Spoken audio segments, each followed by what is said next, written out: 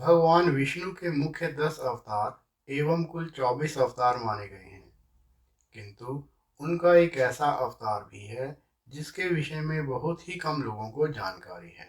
वो है नवगुंजर अवतार। इस अवतार के विषय में महाभारत या किसी भी पुराण में कोई भी वर्णन नहीं है। केवल उड़ीसा की लोक कथाओं में श्री हरि के इस विचित्र अवतार का वर्णन मिलता है।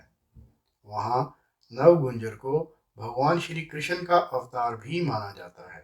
नवगुंजर अवतार का वर्णन केवल उड़ीसा के महाभारत में मिलता है, जिसकी रचना 15वीं शताब्दी में जन्मे उड़ीसा के आदि कवि श्री सरला दास ने की है। इन्होंने महाभारत के अतिरिक्त उड़िया रामायण की भी रचना की है।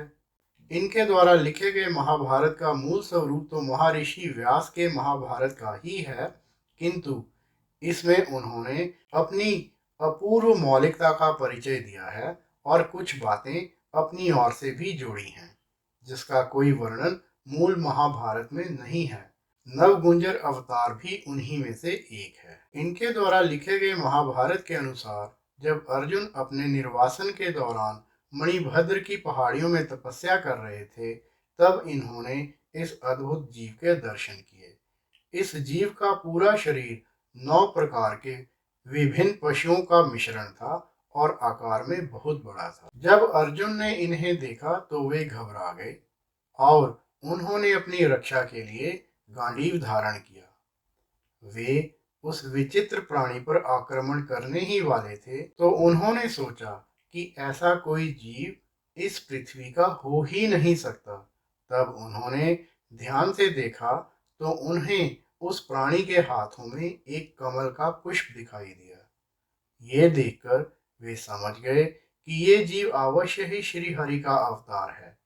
सत्य से परिचित होते ही भगवान श्री कृष्ण ने उनको दर्शन दिए और बताया कि विश्व रूप की भांति ही ये भी इनका एक रूप है। इस अवतार का नवगुंजर नाम 9 विभिन्न प्रकार के प्राणियों के मिश्रण के होने के कारण पड़ा है। सर मुर्गे का, गर्दन मयूर की, कुबड़ ऋषभ का, कमर शेर की, पिछला बायां पैर बाघ का, पिछला दायां पैर अश्व का, अगला बायां पैर गज का, अगला दायां पैर मनुष्य का, पूंछ सर्प की।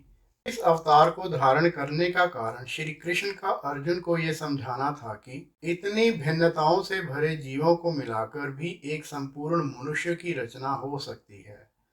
नवकुंजर को 9 अलग अलग दिशाओं से देखने पर मनुष्य को अलग अलग जीव दृष्टिगोचर होते थे, किंतु वास्तव में वो एक ही प्राणी था।